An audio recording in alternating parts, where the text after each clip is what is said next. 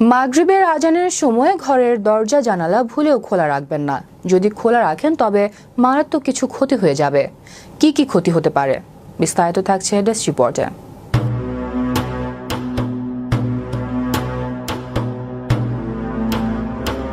মাগরিবের আজানের সময় ঘরের দরজা জানালা ভুলেও খোলা রাখবেন না। যদি খোলা রাখেন তবে মারাত্মক কিছু ক্ষতি হয়ে যাবে। মাগরিবের সময় দরজা জানালা বন্ধ করাকে অনেকে আমাদের দেশের মানুষ সামাজিক প্রথা বলে চালিয়ে দেয়। আসলে এটি কোনো সামাজিক প্রথা নয়, এটি মহানবী সাল্লাল্লাহু আলাইহি ওয়াসাল্লাম নানান ধরনের হাদিসের মধ্যে বলে গেছেন।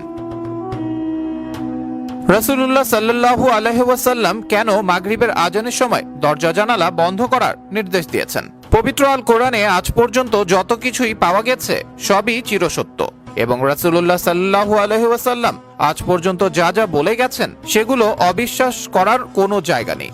যদি কেউ সেগুলো অবিশ্বাস করে সে অমুসলিম এবং কাফির হিসেবে গণ্য হবে। রাসূলুল্লাহ সাল্লাল্লাহু আলাইহি ওয়াসাল্লামের বলে যাওয়া বিভিন্ন হাদিসের মধ্যে এটা উঠে এসেছে যে মাগরিবের আজানের সময় যখন মসজিদের মাইকে মুয়াজ্জিনের মুখে আজানের ধ্বনি উচ্চারিত হয় তখন সেই শব্দ শয়তানদেরকে খুবই বিচলিত করে ফেলে। সেই সময় শয়তান আশ্রয় খোঁজার জন্য এদিক ওদিক ছোটাছুটি করে এবং আশ্রয় খুঁজতে শুরু করে। তখন যদি কোনো মুসলিমের ঘরের দরজা খোলা থাকে তবে তারা তৎক্ষণাৎ সেখানে প্রবেশ করে। এখানে এক সাহাবী মহানবী সাল্লাল্লাহু আলাইহি সাল্লামকে প্রশ্ন করেছিলেন, হে প্রিয় রাসূল, তারা তো অদৃশ্য, সব জায়গায় ঢুকতে পারে, তবে আমরা দরজা আটকালে কি তারা ঢুকতে পারবে না?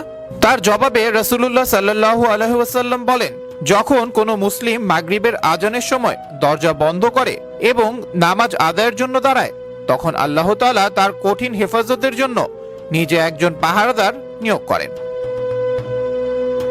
এছাড়াও রাসূলুল্লাহ সাল্লাল্লাহু আলাইহি সাল্লাম মাগরিবের আজান দেওয়ার আগেই ছোট বাচ্চাদেরকে নিজ ঘরে ফেরত যেতে বলেছেন, কেননা মাগরিবের আজানের পরে দিনের আলো ফুরিয়ে রাতের অন্ধকার শুরু হয় এবং রাতের অন্ধকারে জিনের চলাচল বেড়ে যায়। এক্ষেত্রে সেই সকল শিশুরা অসুরক্ষিত হয়ে থাকে, কেননা জিনেদের মধ্যে দুই প্রকার জিন থাকে, ভালো জিন এবং দুষ্ট জিন। যারা মূলত দুষ্ট জিন হয়ে থাকে তারা সবসময় কোনো না কোনো ভাবে মানব জাতির ক্ষতি করার জন্য উঠে পড়ে লাগে। এক্ষেত্রে অবুঝ শিশুরাই বেশি ক্ষতিগ্রস্ত হয়ে থাকে।